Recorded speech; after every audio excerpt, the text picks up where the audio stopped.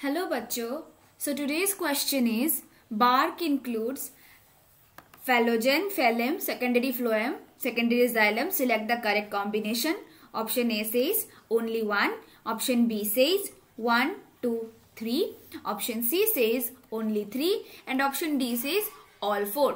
इस क्वेश्चन को समझने के लिए हमको बेसिकली एक ट्री का cross section area, transverse cross section area लेना पड़ेगा और उसको हमें स्टडी करना पड़ेगा, क्योंकि इस क्वेश्चन में हमको बेसिकली क्या करना है, हमको बार्क कौन से ट्रीज के कौन से एरियाज को कंबाइन करने से बार्क बनता है उसको समझने के लिए हमको ट्री को क्रॉस सेक्शन करके उसका लेबलिंग जानना पड़ेगा, तभी पता चलेगा ना कि बार्क कौन से एरियाज को इंक्लूड कर रहा है।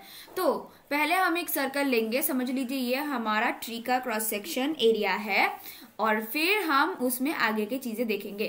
तो ये हो गया हमारा एक circle. Let's consider it our cork cambium और इसे कहते हैं हम कॉर्क। अंदर एक और सर्कल डाल देते हैं, इस शेडेड पोर्शन को हम कहते हैं वैस्कुलर कैम्बियम। इसके अंदर होगा pith plus sapwood plus heartwood plus secondary xylem. इसके बाहर इस एरिया को कहेंगे हम सेकेंडरी फ्लोएम। सेकेंडरी फ्लोएम और सेकेंडरी जाइलम यहाँ पे क्यों है, क्योंकि ये वैस्कुलर कैम्बियम में लेटरली ग्रो करता है, इस साइड में बाहर की तरफ जो ग्रो करता है उसे कहते हैं हम सेकेंडरी फ्लोएम और अंदर की तरफ जो ग्रो करते हैं उसे कहते हैं हम सेकेंडरी जाइलम। और प्राइमरी जाइलम उसके भी आगे रहता है, इसीलिए वो क्रश हो जाता है और इसकी वजह से यहाँ पे पिथ होता है जो बहुत हार्ड होता है। इतना तो बेसिक आपको पता होगा। अब बार्क का जो एरिया है उस एरिया मैं स्काई कलर से करती हूँ। ये जो पूरा एरिया है बाहर का, everything outside the vascular cambium,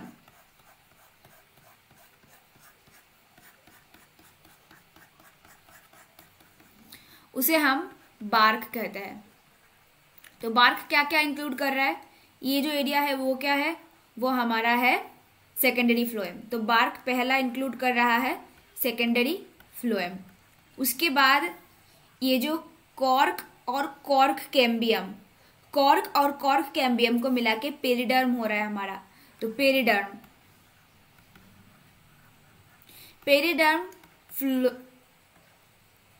फेलेम